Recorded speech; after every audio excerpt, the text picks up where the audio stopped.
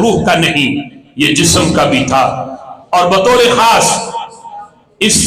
معجزہ معراج کو جب ہم بیان کرتے ہیں، اس میں لذت کتنی ہے، چاشنی کتنی ہے۔ رب ذوالجلال نے قرآن مجید فرقان حمید کے اندر اس کا جس مقام پہ معجزہ معراج کا ذکر کیا ہے وہ سورہ نجم ہے یا سورہ یہ بنی اسرائیل ہے۔ اس کی جو پہلی آیت ہے، اس میں ہر لفظ کے اندر اتنی محبت ہے اور اتنا پیار ہے، تو سوچو کہ جب لفظوں میں پیار اتنا ہے تو جب اللہ نے لامقام پہ بلا کے دیدار کروایا ہوگا، محبوب سے کلام کیا ہوگا، اس میں محبت کی لذت کتنی ہوگی، اس میں کتنی محبت ہوگی کہ جب لفظوں میں جس میں ذکر کیا ان لفظوں میں محبت اتنی ہے، تو جب اللہ دیدار کروا رہا ہوگا اس وقت محبت کا اظہار کتنا ہوگا۔ پھر بطور خاص خالق کائنات جل جلالہ نے رسول اللہ صلی اللہ تعالی علیہ وسلم کے معجزہ معراج کو جب بیان کیا، اللہ نے اس آیت کریمہ کے اندر اپنے محبوب کا نام نہیں لیا، جو آج خاص طور پہ ہمارا موضوع ہے، شان ابدیت اور معجزہ معراج۔ نام نہیں لیا، یہ نہیں کہا کہ پاک ہے وہ ذات جس نے اپنے محمد صلی اللہ علیہ وسلم کو سیر کرائے یا احمد صلی اللہ علیہ وسلم کو سیر کرائے، حالانکہ یہ نام بے مثل اور بے مثال ہیں، اللہ نے پہلے کسی کو نہیں دیے، یہ نام بھی اللہ نے خاص چن کے اپنے محبوب کے لیے رکھے۔ تو جب نام منفرد تھے، تو جب معجزہ منفرد مل رہا تھا تو چاہیے یہ تھا کہ نام بھی منفرد ذکر کیا جاتا، لیکن رب ذوالجلال نے یہاں نام کی بجائے اپنے محبوب کا جو وصف ہے عبد، خالق کائنات جل جلالہ نے وہ ذکر کیا اور فرمایا سبحان الذی اسرا بعبدہ، پاک ہے وہ ذات جس نے اپنے بندے کو سیر کرائے۔ اب جو عبد ہے، اگر اس کا شرعی اور لغوی معنی دیکھا جائے تو عبد نہایت عاجزی اور انکساری کے الفاظ ہیں۔ شرعی طور پہ عابد اسے کہا جاتا ہے جو اپنے رب کو معبود سمجھ کر حد درجہ کی انکساری کرے، اس کے آگے جھک جائے، اپنی مرضی کو ختم کر کے ہر معاملے میں اپنے رب کی خالق کی رضا کو مطلوب رکھے، تو اسے عابد کہا جاتا ہے۔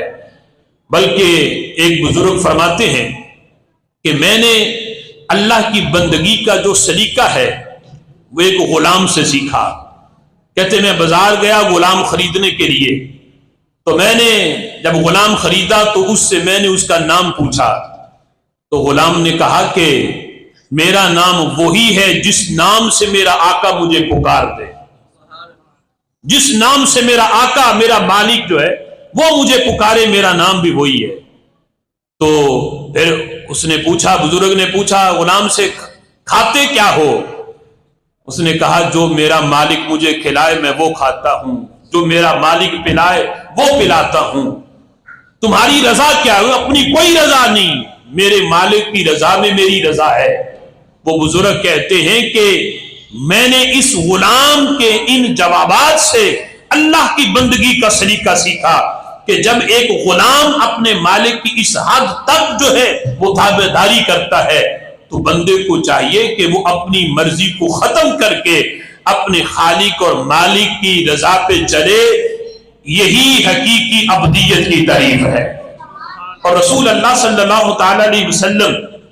خود فرماتے ہیں اللہ کو یہ نام بڑے پسند ہیں، عبداللہ اور عبد الرحمن۔ چونکہ اللہ کے یہ پسندیدہ نام ہے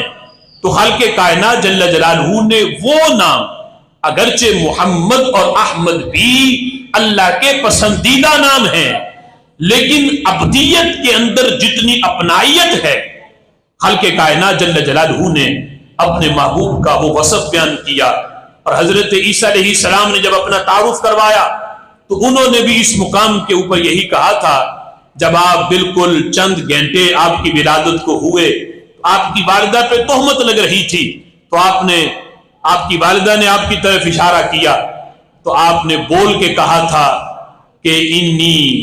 جعلت نبیا، اللہ نے مجھے نبی بنایا، وآتانی الکتاب وجعلنی نبیا، اللہ نے مجھے کتاب دی، انی عبد اللہ، میں اللہ کا بندہ ہوں، اللہ نے مجھے کتاب بھی دی ہے، مجھے نبی بھی بنایا ہے۔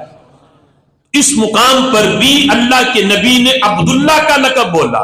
اور رسول اللہ صلی اللہ تعالی علیہ وسلم فرماتے ہیں ایک ہے ہم کہیں کہ ہم اللہ کے بندے ہیں، اور ایک ہے رب کسی کو اپنا بندہ کہے،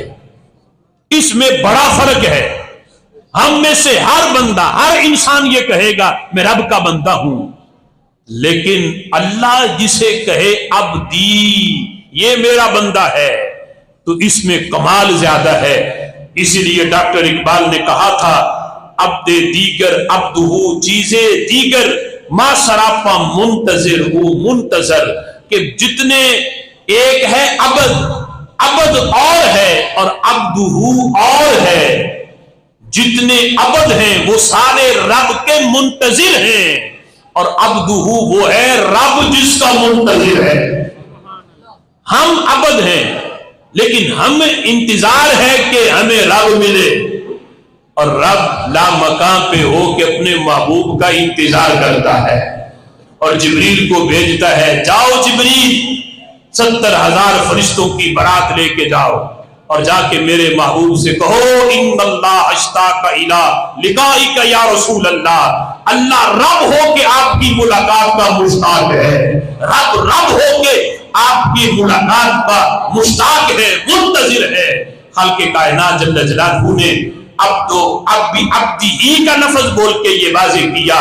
عبد تو بہت ہیں لیکن عبدی ہی وہ ہے،